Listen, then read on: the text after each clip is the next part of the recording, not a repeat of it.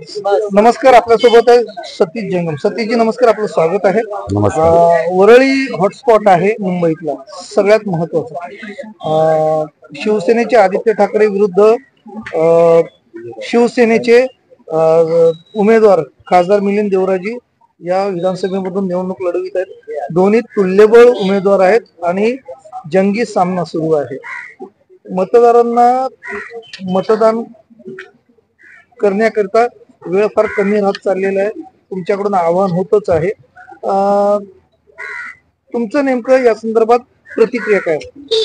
लोकशाहीच्या हिताने आणि राष्ट्रहिताच्या दृष्टिकोनाने बऱ्यापैकी मतदार या विभागातून बाहेर पडलेले आहेत.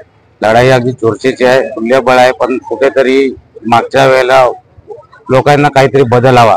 निसर्गात पण नियम आहे की प्रत्येक वेळी बदल हवाच असतो, त्यानुसार बदल हवा आहे. यावेळी मला तरी वाटतंय की लोकांना बदल निश्चित आहे. बाकी लोक शून्य आहेत. मी जाहीररित्या सर्व काही गोष्टी सांगू शकत नाही. मी सर्व लोकांना आणि नागरिकांना सांगेन की मतदाराचा हक्क आपला हा तो बजावा आणि तो सगळ्यात महत्वाचा आहे. लोकशाही आपल्या मतावर निवडून येते. आजचा भवितव्य आणि पुढचा उमेदवार कोण निवडून देणं हे आपल्या हातात आहे. त्यामुळे सगळ्यांनी मतदानाचा हक्क बजावा हे सर्वांना मी आपल्या मार्फत आवाहन करतो. साधारणतः दोन्ही सेनेला मतदारांकडून कसा प्रतिसाद लागतो? आदित्यजी ठाकरे आणि मिलिंदजी देवरा तुल्यबळ उमेदवारांना या ठिकाणी मनात नेमकं काय आहे? चुरशीची लढाई आहे. त्यामुळे लोकांनी आता लोक शून्य आहेत. आतापर्यंतचा कारभार आणि इतर आता सत्ता कोणाची आहे त्या दृष्टिकोनाने लोकांनी मतदान केलेलं आहे. जाहीररित्या शिंदे गटाकडे कल वाढतोय. या प्रकारे लोकांच्या प्रतिक्रिया आमच्याकडे पोहोचल्यात. आता बाकी रिझल्ट लागल्यानंतर आपला निकाल जाहीर होईल. मतदान होतंय, मतदार वरळीतील उत्साहाने मतदानात सहभागी होतोय.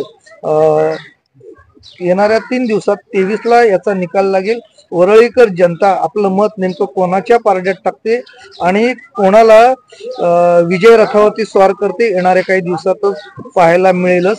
मग दोन्हीकडून आपापल्या उमेदवाराकरिता विजयाची जी व्यूहरचना रचली गेलेली आहे, तर त्यामध्ये शिंदे सेना नेमकी कुठे आहे?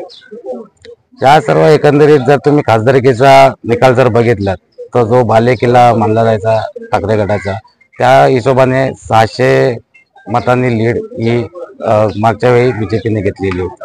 त्यानंतर कल हा बदललेला आहे हे जाणवत आहे.